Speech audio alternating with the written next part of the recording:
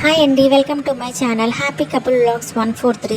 ఈరోజు నా ఛానల్లో నేను గోరుచిక్కుడుకాయలు వండబోతున్నాను. ఇది హెల్దీ కర్రీ. ఇంకా ఈ క్లస్టర్ బీన్స్ వల్ల మనకి చాలా హెల్త్ బెనిఫిట్స్ ఉన్నాయి. డయాబెటీస్కి, బోన్ హెల్త్, హార్ట్ హెల్త్కి, ఇంకా ప్రెగ్నెన్సీలో కూడా ఇంకా చాలా ఉపయోగాలు ఉన్నాయండి. ఇంకా మొలకెత్తిన పెసలతో రైస్ వండబోతున్నాను. ఆల్రెడీ నేను ఈ గోరుచుక్కల్ని నీళ్ళల్లో ముందే పావుగంట ముందే ఉంచేసుకున్నాను. దాని మీద ఉన్న పెస్టిసైడ్స్ అయిపోతాయి కానీ తర్వాత కడుక్కుని శుభ్రంగా మళ్ళీ చిన్న చిన్న ముక్కలుగా కట్ చేసుకున్నాను. తర్వాత చక్కగా పొయ్యి మీద ఒక బాండీ పెట్టుకొని దాంట్లో ఆయిల్ వేసుకుని పోపు గింజలు వేసుకుని కొంచెం పోపు గింజలు ఎర్రగా ఏగే వరకు వేయించుకోవాలండి.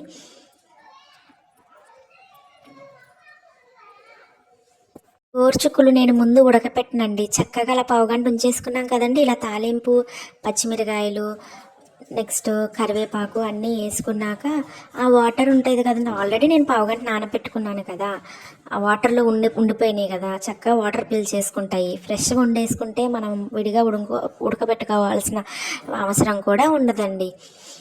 తర్వాత ఇంగువ వేసుకుని పోపు అంతగా ఏగిపోయినాక ఇంగువ వేసుకుని కొంచెం ఒకసారి అటు ఇటు కలిపేసుకుని చక్కగా ఈ గోరుచిక్కుడుకాయలు అనేది ఆ బాండీలో వేసేసుకుని దీంట్లోనే కొంచెం కొంచెం సాల్ట్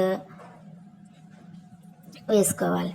అట్లా వేసేస్తే సరిపోతుందండి. ఆల్రెడీ కొంచెం వాటర్ ఉంటాయి అండ్ ఫ్రెష్గా మనం ఫ్రెష్గా వండుకుంటాం కాబట్టి కొంచెం వాటర్లో కూడా వేసి ఉంచుతాం కాబట్టి కొంచెం వాటర్లో ఉంటాయి కాబట్టి ఆ వాటర్ కంటెంట్ సరిపోద్ది. దానివల్ల ఏంటంటే మనకి ఎక్కువసేపు ఉడకదు కదండి, అప్పుడు చక్కగా మగ్గిపోతుంది. దీంట్లోనే ప్రోటీన్ కోసం కొంచెం నేను పెసలు వేసాను. ఇవి కూడా నానబెట్టుకున్నాను ముందే.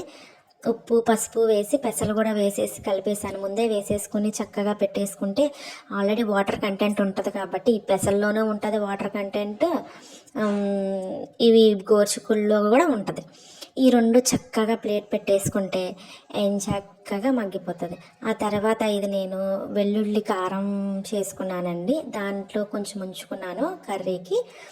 ఏం లేదండి, వెల్లుల్లిపాయలు, జీలకర్ర, ధనియాలు, కొంచెం మెంతులు, కారం వేసుకుని, కారం కాదండి ఎండుమిరగాయలు వేసుకుని చక్కగా చేసుకుని కారం వేసేసుకుని చక్కగా చేసుకుంటే కంప్లీట్ అయిపోతుంది. స్టవ్ కట్టేసుకుని ఇదండి కర్రీ, టేస్టీ. తర్వాత నేను చూపించే కదండి పెసలు, అవి చక్కగా రైస్లో వేసేసుకుంటే చక్కగా ఉడికిపోతాయి. ఉత్తిగా తిన్నారు కదండి, మా ఇంట్లో ఉత్తిగా తినారండి. అందుకోసం తినని వాళ్ళకి ఇట్లా కూడా చేసుకుంటే ఎక్కువసేపు ఉడకదు కదండి, సరిపోతుంది. నా వ్లాగ్ మీకు నచ్చినట్టయితే సబ్స్క్రైబ్ చేయండి, కామెంట్ చేయండి, నా ఛానల్ సపోర్ట్ చేయండి. థ్యాంక్ యూ అండి.